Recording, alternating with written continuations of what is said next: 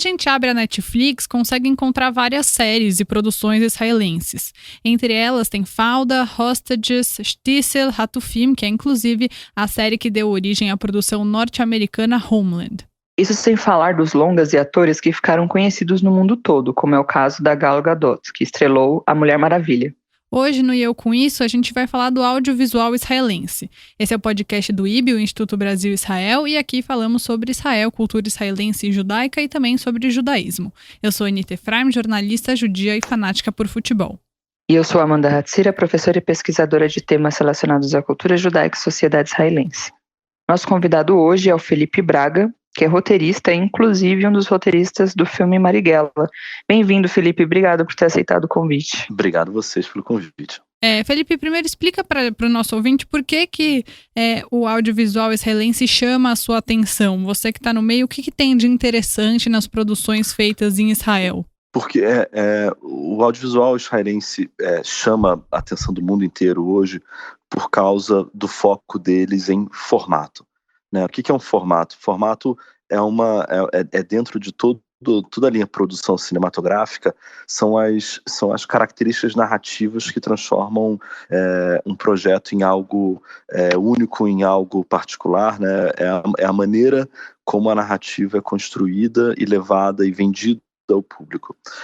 Israel conseguiu, ao longo dos últimos 10 anos, criar uma infraestrutura de desenvolvimento e, sobretudo, uma infraestrutura de exportação de formatos extremamente eficiente, né, a ponto de, hoje, boa parte dos projetos que a gente assiste, a gente não sabe, às vezes, que eles vêm de Israel, mas eles originalmente foram programas desse país.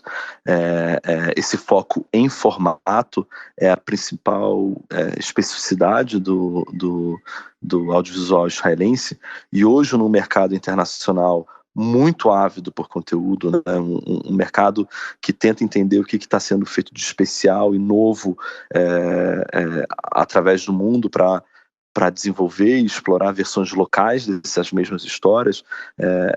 Nesse contexto, Israel se tornou um personagem vital para o mercado. E, Felipe, você acha que as séries e filmes feitos em Israel têm alguma característica mais marcante que se sobressai? Os filmes e as séries, eles ficam em contextos diferentes, um pouco do ponto de vista de produção e do ponto de vista de público mesmo, né? O cinema de Israel é um cinema dinâmico, mas é um cinema que tem uma marca de autor e de autor mesmo, né? De grandes diretores, grandes roteiristas que faz com que o seu produto final, a obra audiovisual terminada, viaje pelo mundo em festivais, em canais com programação mais internacional e tudo. A televisão, por outro lado, conseguiu se organizar realmente com uma perspectiva, eu diria até industrial, de desenvolver esses formatos e ter certeza que eles estão sendo explorados mundo afora e adaptados mundo afora. Isso não acontece simplesmente por causa do talento criativo das pessoas, dos roteiristas por trás dessas séries todas que vocês mencionaram. Isso acontece porque existem produtores por trás dessas obras, sabendo explorar essas histórias dentro de um contexto específico, que as séries israelenses com frequência são séries muito de personagem, né? São séries que, embora elas possam ter uma grande produção por trás, elas estão olhando ali para os protagonistas e os dramas que eles estão vivendo. Isso faz com que as produções, elas em geral sejam que elas não sejam caras, que elas sejam de simples execução, de que elas sejam de simples exportação. Isso, aliado a um desejo ativo de exportar o produto israelense, fizeram com que as séries de Israel, como eu disse, estivessem presentes no mundo inteiro, né? Não hoje, quando a gente viaja pelo mundo em feiras de audiovisual, em feiras, a gente acabou de ter, né, 2 semanas atrás, o MIP, vai ter o MIP Cancún em breve. Nessas feiras todas a gente vê Israel não só como um destaque criativo, mas como uma força industrial, que está lá com seu stand, com seus representantes, todos eles com uma inteligência muito elaborada, muito sofisticada sobre como vender para o mercado internacional esses formatos, como distribuí-los, como chamar a atenção do público mundial para o que está sendo feito ali. Uma coisa que eu acho muito engraçado é que ao mesmo tempo que tem várias séries, Israel é um país muito pequeno, né? Não é Sim. um berço de grandes atores. As séries são realmente muito boas, eu sempre assisto, mas como tem poucos atores, você sempre vê os mesmos atores nas diferentes séries. Então você fala, nossa, de onde que eu conheço essa mulher que tá aqui em Stissel? Ah, é verdade, ela é não sei quem em Hostages. Eu acho isso Sim. muito curioso, porque como não tem tanta gente e imagino eu como indústria de séries que está no começo, os atores se repetem bastante. Não, só dizer que isso, talvez isso e a questão da língua também, né? A língua e o tamanho da população de Israel, muito provavelmente são duas ótimas explicações para entender por que a exportação dos formatos se tornou uma coisa tão vital para a economia desse setor no país, né? As contas provavelmente não fecham se você depender exclusivamente de um mercado interno para fazer essas produções. A exportação desse produto passa a ser parte indissociável da cadeia produtiva das séries israelenses. Uhum. A gente no Brasil, obviamente do ponto de vista populacional, é uma realidade muito diferente e não à toa, né? A gente pode contar com uma audiência de milhões de pessoas sempre, não à toa, né? A novela ainda é no Brasil um formato comercialmente muito relevante, mas a gente pode desenhar algum tipo de paralelo com Israel quando a gente está falando de língua, né? E de como o audiovisual brasileiro, ele na sua exportação, ele em alguns momentos é limitado pelo português, que é uma língua não tão vendável assim, digamos. Uhum. O fato da gente hoje, sobretudo com a chegada de grandes companhias de streaming como Netflix, Amazon, Apple, etc., a gente hoje trabalha com um nível técnico de dublagem, sobretudo dublagem legendada, mas sobretudo dublagem, que permite que essas séries depois sejam traduzidas e dubladas com uma sofisticação muito, muito alta, que faz com que elas depois sejam exportadas também. Sim, você falou disso, Felipe, eu me lembrei, eu estive em janeiro em Israel, e eu fui à Cinemateca, fui conhecer a Cinemateca israelense. E eu notei, assim, eu achei muito curioso que essa preocupação deles em mostrar a sua produção local para os estrangeiros. Então, tinha muitas sessões para falantes de língua inglesa, assim, com essa. Que interessante. Então, eram produções locais de israelenses, mas com esse foco em falantes de inglês, que é para mostrar a produção local para quem é de fora. E isso eu não vejo aqui, por aqui eu pelo menos nunca vi, assim. Não, a gente não faz ainda isso. mais a Cinemateca. A gente no Brasil, a gente tem esse conforto de ter um público, né, uma população tão vasta.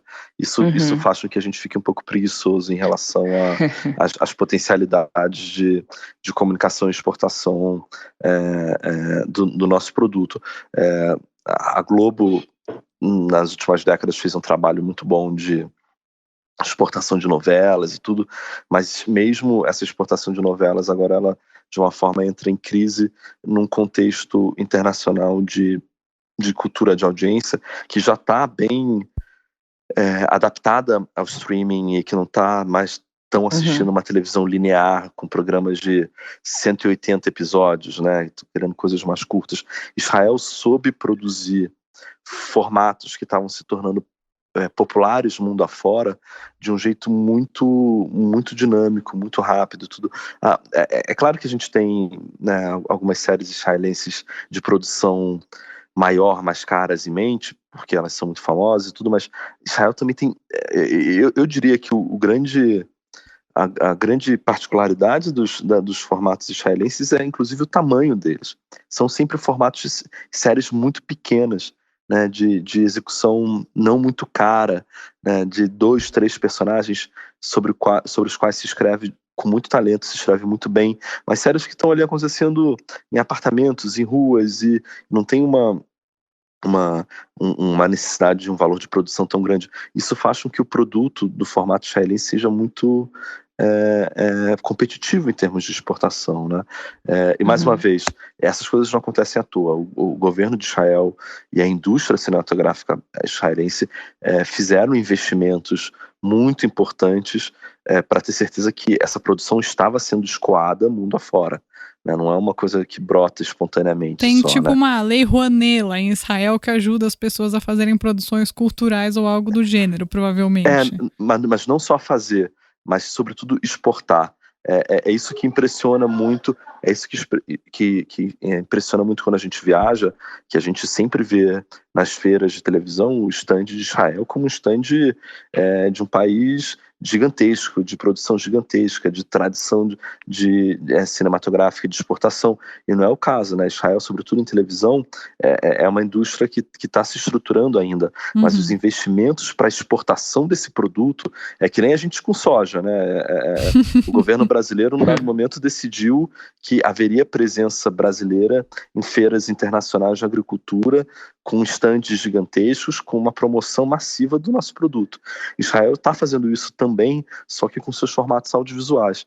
Então, porque é complicado, né, gente? Assim, uma coisa é o país produzir séries interessantes, outra coisa é o mercado internacional ter acesso a elas e conhecê-las, né? E depois de conhecê-las, ter como comprar com agilidade esses formatos. A indústria de televisão israelense e o governo israelense conseguiram criar esses mecanismos de exportação industrial e de venda internacional desse produto tão específico que faz com que tudo de Israel seja vendido, né? E não apenas essas séries sobre as quais a gente está falando não são casos isolados, eles são parte de um movimento de venda internacional. De um projeto estruturado também, né? Exatamente. De algo que foi pensado para ser assim.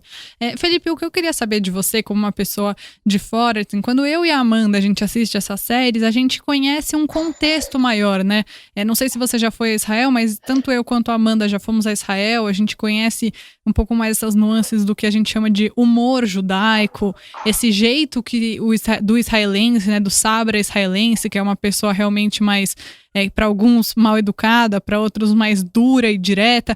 Eu queria saber qual que é a sua percepção dessas características muito fortes da cultura israelense e judaica nessa série. Você consegue ver esse diferencial dessa outra cultura inserida nessas produções?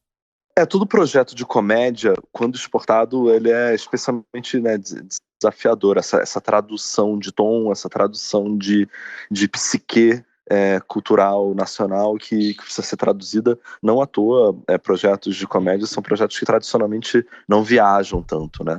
Agora, os projetos de drama vindo de Israel são sempre um convite muito contundente para a gente entrar na experiência pessoal, individual, privada desses personagens, né? Israel é um país que tem a atenção do mundo inteiro, que tem sempre, né, um olhar internacional sobre o que está acontecendo na cultura israelense, na política israelense, tudo, e com uma frequência grande, esses assuntos eles desumanizam um pouco o nosso olhar sobre o país, porque não dão conta da experiência individual das pessoas que estão morando ali e que estão vivendo com aquelas questões, com aqueles desafios, com aquelas ambições. As obras audiovisuais, elas vêm muito para, de alguma forma, humanizar esses temas e fazer com que a gente tenha acesso ao que subjetivamente a terem aquelas ambições e viverem aquelas experiências. A coisa mais interessante do formato é que o formato ele pressupõe uma eficiência narrativa que, independentemente de onde você tá produzindo aquilo, aquela estrutura narrativa ela continua de pé, né? É uma estrutura narrativa que se permite a adaptações locais, né? É um pouco como o jazz, né? Você tem ali a música escrita, mas cada interpretação traz camadas extras de musicalidade e de expressão. musical para aquela partitura. Israel tem, nas suas séries de televisão, os filmes israelenses, eles são filmes de grandes autores, né, que a gente aprendeu nas últimas décadas a acompanhar e aguardar as suas novas obras e tudo. Mas impressiona muito dentro da televisão israelense essa capacidade de trabalhar personagens que geralmente têm uma densidade subjetiva muito grande, né, que tem geralmente conflitos internos muito bem estruturados. Não à toa a exportação desses personagens faz com que eles consigam ser compreendidos e que a gente consiga se identificar com eles, independentemente da adaptação local que está sendo feita de uma série específica. Você tem um exemplo de algum desses personagens? Eu acho que o próprio personagem protagonista por exemplo, do Sessão de Tratamento, né, Sessão de Terapia aqui no Brasil, né, Sessão de Terapia no Brasil, In Treatments nos Estados Unidos, Terapia na Polônia. Ele é um personagem que ganhou, ele certamente, eu acho que se o autor, o roteirista original da versão israelense do projeto olhar uma versão internacional dele, ele certamente vai identificar aspectos do seu personagem original em todas as versões feitas mundo afora, né, na maneira como ele se expressa, no humor dele, etc. Mas esse é um protagonista, só para dar um exemplo, que tem uma densidade subjetiva tão profunda, né? Ele tem questões internas dele tão bem desenvolvidas que mundo afora, né, adaptação após adaptação, você vê que essas mesmas questões vêm à tona sempre, independente da cor e da musicalidade com a qual o ator está trabalhando especificamente. E Felipe, o que você acha que tem de diferente dessas produções para o audiovisual mais tradicional, especialmente aquele que é feito, produzido nos Estados Unidos? Que diferenças você vê? No caso do cinema, dos longa-metragens israelenses, a gente tem uma produção de autor muito consistente, né? É uma produção extremamente cosmopolita, no sentido de que dialoga com grandes questões e tendências observadas globalmente, né? É um cinema de profunda relevância, né? E que em autores específicos, ano após ano, entrega uma produção relevante, consistente, recorrente. No caso da televisão, que eu acho que é um caso muito diferente, né, um caso mais industrial, a gente vê uma produção que, como eu dizia, valoriza muito personagens, né? Se você pega a produção americana de séries de televisão, ela com frequência explora ao infinito e à exaustão gêneros específicos que se esvaziam com o tempo, né? Se esvaziam porque os personagens, eles deixam de oferecer particularidades interessantes, eles deixam de traduzir as grandes questões de sociedade que estão sendo vividas naquele momento. É mais uma série de hospital, é mais uma série do policial correndo pela cidade tentando resolver um crime. As séries israelenses, elas continuam e continuarão sendo exportadas mundo afora porque elas oferecem essa densidade de personagem que as séries americanas já perderam, né? Toda a série israelense traz esse personagem extremamente bem estruturado internamente, né? Que tem questões específicas que só ele tem e que faz com que a gente se identifique com eles, faz com que a gente queira assistir mais e mais episódios para acompanhar aquela trajetória. Uhum. E Felipe, você pode revelar pra gente quais que são as séries que você mais gosta e também alguns filmes israelenses para o nosso ouvinte que ainda não viu nenhuma e assistir? As séries, como eu não falo a língua, as séries israelenses que eu assisti inteiras são as que viajaram o mundo, né? E eu fiz um trabalho mais analítico de trás para frente, depois de tentar conhecer e comparar as versões internacionais. Então, o que originou no Brasil Sessão de Terapia, que eu estava falando há pouquinho, é um formato especificamente que que todas as versões internacionais são sempre muito, muito, muito, muito boas, né? A brasileira, feita pelo Selton Mello, que agora acabou de estrear uma temporada nova, e é uma temporada nova que já até transcende os roteiros da versão original israelense, né? Acho que já tem mais roteiros escritos em português do que a versão original, né? É uma série mais longeva. Essa é uma série que em todos os países, nos Estados Unidos, na Polônia, na Inglaterra, a gente tem versões que são muito boas. A série que originou também Homeland é uma série que teve diversas temporadas e que conseguiu traduzir um pouco da experiência de falta de segurança e de o que era estar no centro de uma grande operação de repressão de terrorismo, que é um assunto que toca vários países do mundo. Eles conseguiram fazer isso também nas suas diferentes versões de uma forma muito, muito, muito estruturada. O que a gente está vendo agora é uma nova geração de projetos que são menos politizados e que dão conta mais de temas jovens, de temas... Mas essas séries são séries que não estão chegando, ainda não chegaram nos Estados Unidos e no Brasil, etc. Mas eu tive no começo do ano, tive em fevereiro no Festival de Berlim, e eu vi no Festival de Berlim o festival, a Europa como um todo, durante muito tempo ela ficou um pouco viciada nos formatos israelenses e nos formatos dinamarqueses, né? De Israel vieram essas grandes séries de personagem, e do mercado dinamarquês vieram as séries policiais, as séries no ar policiais dinamarquesas. E num dado momento exauriu-se um pouco esses dois gêneros e a importação desses dois gêneros vindos de Israel e da Dinamarca.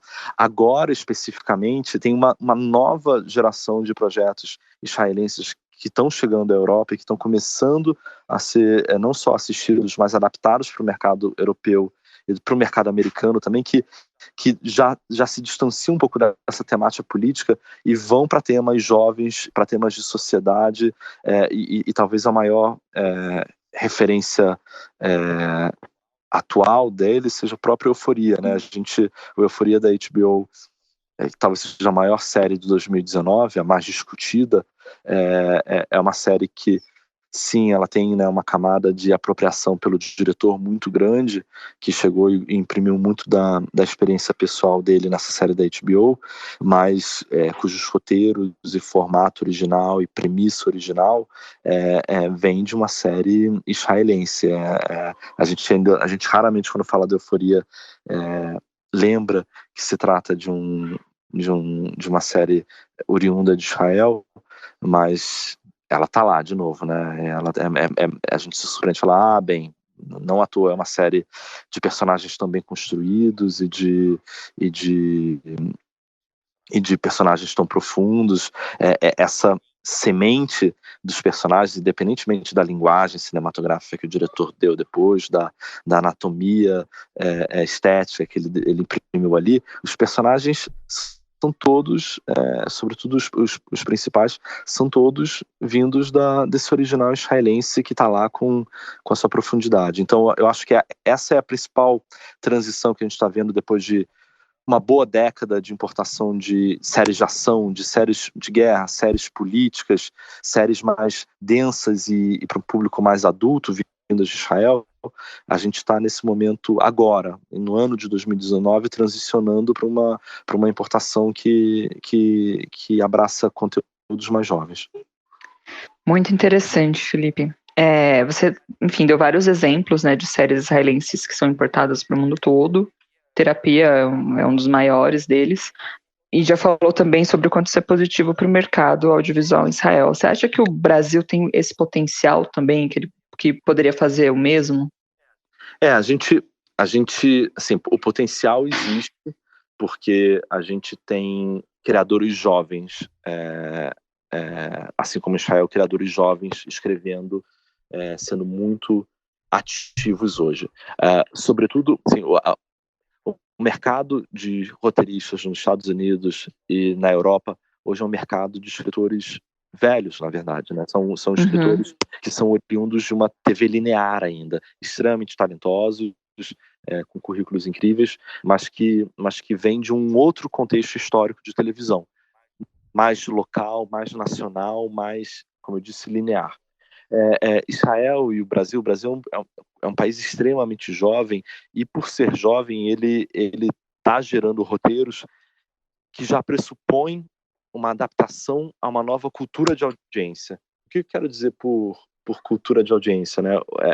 O fato da gente hoje estar assistindo cada vez menos filmes e séries em casa e assistindo mais e mais em trânsito, ou na hora do almoço do trabalho, ou dentro de um trem, ou a gente e o fato da gente estar assistindo eles no nosso celular, com fone de ouvido, da gente estar assistindo com outro tipo de fragmentação, isso cria uma experiência de consumo completamente diferente para a audiência, né? A audiência está consumindo filmes e séries de uma maneira diversa, por causa, enfim, por questões de sociedade. O fato da gente hoje ter um grupo de roteiristas tão jovem escrevendo faz com que essas transformações estejam refletidas na própria narrativa, que as grandes transformações estruturais de hábito de consumo comecem a estarem traduzidas na maneira como a gente está escrevendo nossas histórias. Isso faz com que elas sejam muito internacionalizáveis, elas sejam muito exportáveis, porque elas têm essa linguagem. Israel e Brasil, por causa dessa juventude no talento, por causa dessa juventude na nossa voz, faz com que a gente tenha uma predisposição grande para ser um polo exportador de histórias. A questão é que, no caso brasileiro, né, o governo brasileiro, o setor econômico do cinema vai ter que criar mecanismos específicos para fomentar essa exportação, né? Como eu disse no começo, se Israel está exportando tantos formatos, é porque esses formatos estão sendo levados, estão chegando e estão roubando a atenção dos compradores de formatos, né? É que nem exportar soja, é que nem exportar boi, é que nem exportar qualquer coisa, é que nem exportar aço. Você precisa criar mecanismos de fomento, mecanismos de promoção do produto no mercado internacional, e nesse sentido o mercado brasileiro está 1000 anos-luz atrás do que Israel já colocou de pé. E, Felipe, tem uma questão bem relevante em relação a Israel e a tudo que é produzido em Israel, que é esse projeto de boicote, né? Que é um boicote em diversas áreas, tanto de cultura, quanto de educação, tecnológica. Queria saber se você percebe alguma presença desse tipo de boicote quando a gente fala de séries israelenses, e se você acha que esse tipo de ação pode ser considerado talvez uma censura. Como que você vê essa questão? Eu acho, assim, sem dúvida nenhuma, os boicotes existem no sentido de que sejam governos ou grandes grupos econômicos usam desse mecanismo para retaliar ou sabotar determinados mercados. A questão na cultura, especificamente, que é interessante, é que arte e cultura são realmente elementos líquidos quase, né? E que assim, o público, quando quer assistir uma coisa que ele identifica como especial, ele vai assistir, ele vai chegar àquilo. Então, o interessante da cultura e da expressão artística é que ela transborda, né? Ela transcende não só limites territoriais, fronteiras, como ela atravessa barreiras também. Então, eu acho que enquanto a gente estiver produzindo conteúdos, produzindo filmes e séries que digam respeito ao que as pessoas estão vivendo hoje, eles vão alcançar o público e, caso eles tenham qualidade, eles vão se tornar algo relevante para uma audiência que vai querer ver mais e mais e mais e mais. Então, sim, existem mecanismos de boicote, de retaliação, né? E eles são, às vezes, políticos, às vezes eles são econômicos, mas eu tenho a tendência a acreditar que quando os conteúdos são bons, e no caso desses países, né, ambos estão, Brasil e Israel, produzindo conteúdos de qualidade, produtos que têm inovação, que têm originalidade nas suas linguagens. Isso faz com que eles viajem, eles consigam viajar e que eles chamem a atenção do público, independentemente de discussões políticas. Esse ano, especificamente de 2019, a gente está vivendo no setor audiovisual brasileiro uma lógica, né, de retaliação sistemática do governo. E foi um ano, coincidentemente, que o Brasil, não existe festival pelo qual ele passe que ele não abrace, que ele não colha prêmios e atenção internacional e que seus filmes sejam vendidos mundo afora.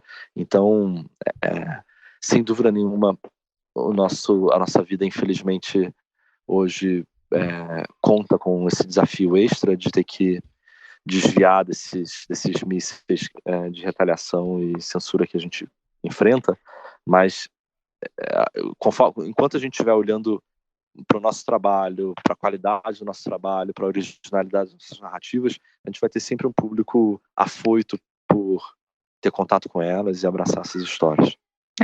O filme Marighella sofreu uma espécie de boicote, né? Alguma retaliação nesse sentido.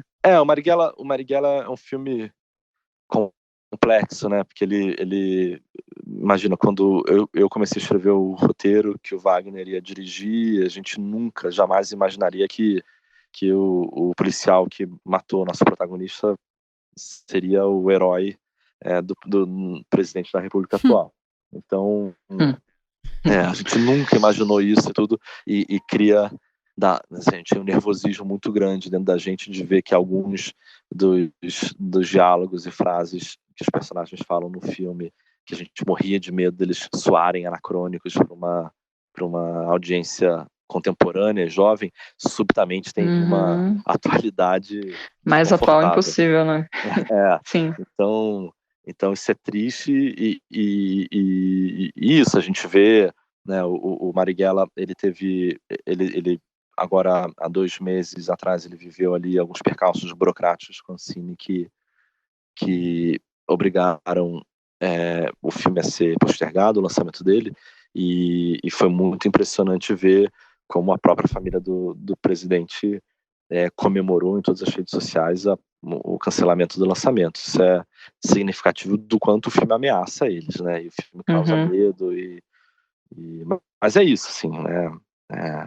O filme vai ser lançado em algum momento. É inútil tentar deter a distribuição de uma informação ou de um filme, de uma obra de arte.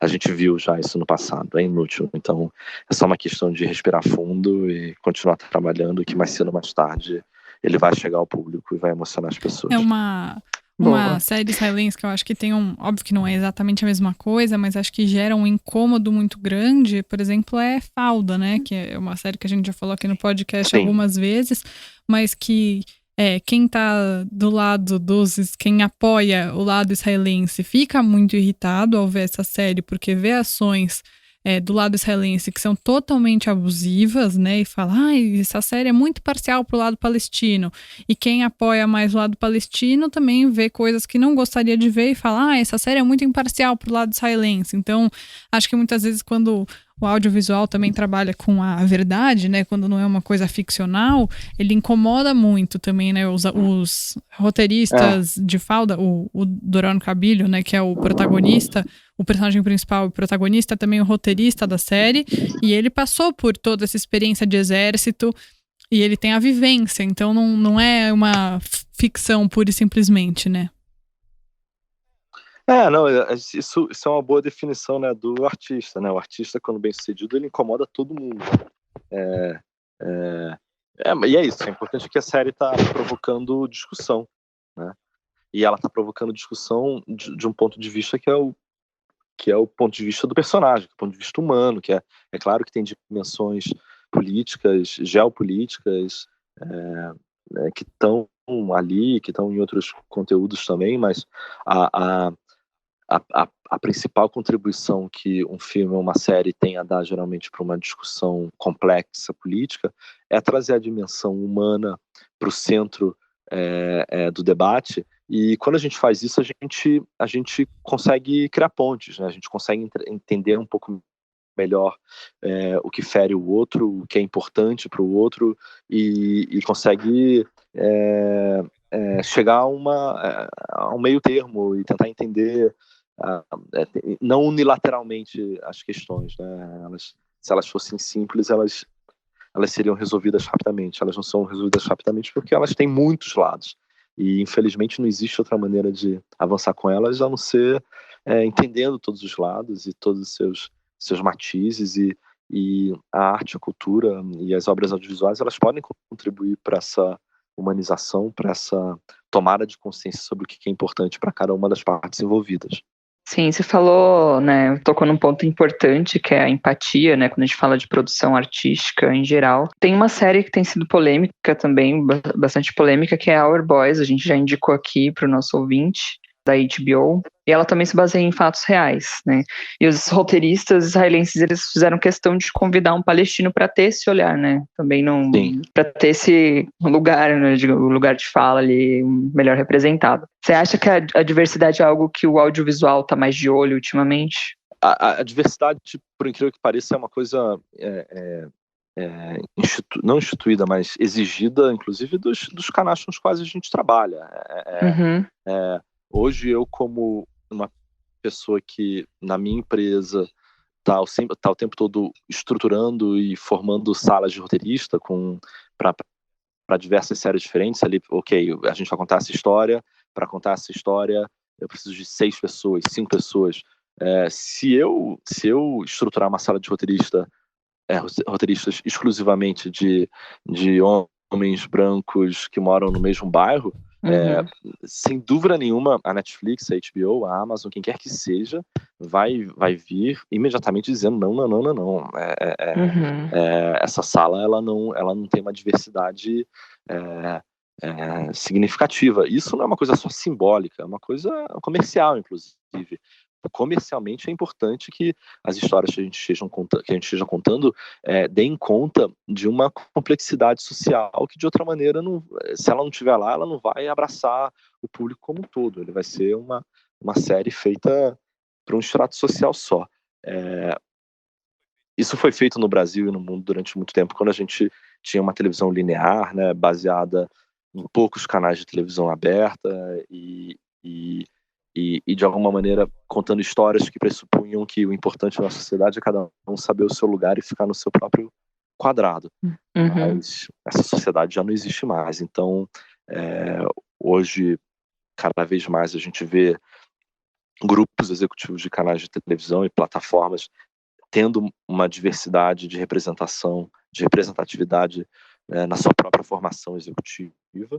E essa diversidade ela é uma questão inegociável na formação de equipes e a gente numa série que a gente fez há pouco tempo na produtora, o Samantha, a primeira temporada. Eu amo essa série. A gente no Samantha, na primeira filmagem, na primeira temporada, a gente instituiu uma lei ali de paridade de gênero na equipe, e num dado momento disseram pra gente, não, mas não tem eletricista e equipe de maquinária que tenha mulheres, as equipes são todas só masculinas. Não, isso não é possível. Não, mas a resistência foi tão grande que a gente falou, tudo bem, mas em contrapartida, então a gente vai criar um programa de treinamento e qualificação de jovens para essas funções específicas e novidade, só podem ser mulheres, para a gente de alguma forma tentar quebrar esse gelo e quebrar essas barreiras e, enfim, ter em todos os setores e categorias uma representatividade equilibrada.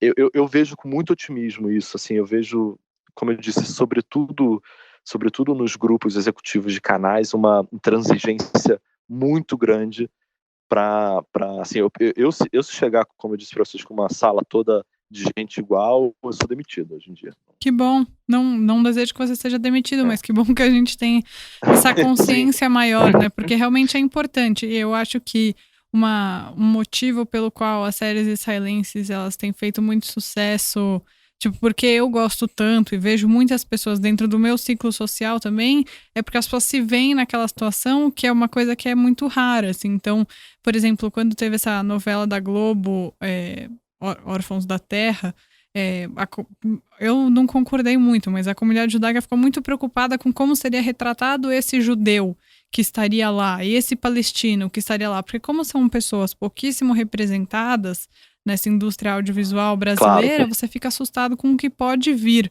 Eu acho que as pessoas se preocuparam um pouco à existe uma toa. sensibilidade maior, né? Exato, eu acho que as pessoas se preocuparam um pouco à toa. Nossa, fizeram um escândalo dentro da comunidade por causa disso. Mas, enfim, eu consigo entender o motivo. E quando você, como judeu, como uma pessoa que conhece Israel, etc., você vê essas séries feitas lá e com muita qualidade, você reconhece os lugares, você entende as particularidades, é bom você se ver representado ali. Não tô aqui dizendo que os judeus são uma minoria oprimida, acho que essa é uma questão muitíssimo discutível, a gente sempre fala sobre isso aqui. Mas você se encontrar no que você está assistindo é sempre muito importante, seja você ser judeu, muçulmano, branco, preto, mulher, homem, trans, enfim, é sempre importante você estar representado, né? Claro, isso toca várias questões, né? Começando pela própria autoestima das pessoas de se verem representadas, até, enfim, você retratar de forma complexa a sociedade na sua formação e nessas questões. E são processos, né? A gente, em todas essas discussões sobre diversidade, sobre inclusão e sobre representatividade, com frequência críticos chegam e dizem: mas está errado e não é bom o suficiente, não está suficientemente bem retratado, e como se isso inviabilizasse um crescimento, um processo de inclusão mais lento. O importante é você ter essa experiência, ter mais e mais e mais e mais e mais, e ir quebrando esse gelo aos poucos. O fato de um esforço de uma série especificamente retratar um aspecto nunca retratado e essa primeira vez não ser suficiente, não inviabiliza, né? Não tira o mérito da tentativa. Essas transformações elas são longas e o importante é começar com elas e não desacreditar do processo. E também reconhecer que as produções audiovisuais em geral, elas cumprem seu papel dentro de algo que elas propõem. Então a gente não pode também cobrar de uma novela das 6 da Globo, por exemplo, que é uma produção feita para ser consumida em massa, Sim. algo super, ultra, mega profundo Exato. e crítico, né?